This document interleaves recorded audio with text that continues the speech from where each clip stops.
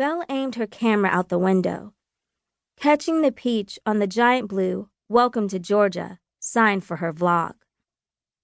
Avi saw her mother's chin jut up and felt her piercing upturned eyes they'd all inherited, staring at her in the rearview mirror. She fixed her face just a second too late. "Is your writing not going well?" Absent-mindedly, Avi pulled at an escaped brown coil from her high puff. "It's fine. I just can't concentrate." "Concentrate on what?" Belle squinted, and her left dimple deepened in her mahogany skin. "I thought you said you finished your sample for the Cliff News a week ago." "I mean, I did, but it still needs to be—" "I thought it was really good, personally," Paisley interrupted, leaning forward in the back seat. As she moved, the Target bags full of new twin XL mattress pads, shower caddies, and velvet hangers crowding her crinkled. Avi faced her in wide-eyed outrage. Her 12-year-old sister had the face of an angel, the nosiest little angel walking on earth. And who said you could read it in the first place? "It was printed and sitting on your bed like a nice present," she said, smirking. "Felt like an invitation." Avi cut her eyes at Paisley, but suppressed a retort, knowing her little sister's snippy attitude was a result of being left behind.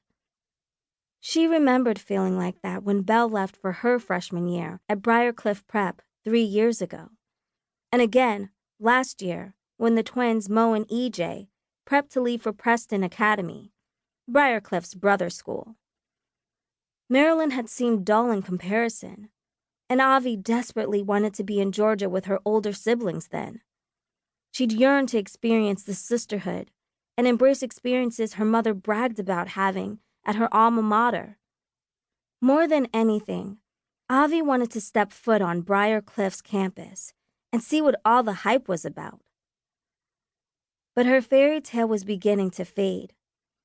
The immediacy of it all, the idea of her parents leaving her there tomorrow, it had her feet freezing, while she simultaneously broke out in a sweat.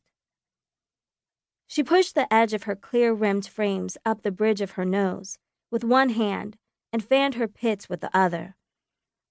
Can we all just roll our windows down and be quiet for like 10 minutes?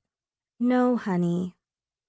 Mom shook her head, and the pressed curls framing her face flowed, though she did lower her window. You get nervous. That's okay. Happens to the best of us. But this is exciting. You're about to start your freshman year of high school at a historically Black boarding school. The best one, Belle added. And there aren't too many people who can say that. You'll be surrounded by young intellectuals that not only look like you, but have similar experiences too. Plus, you have nothing to worry about with your essay. I read it too, and it was compelling. You got a gift, doll. Avi felt the corner of her lips twitch, but that was easy for Belle to say. She didn't have an insecure bone in her body.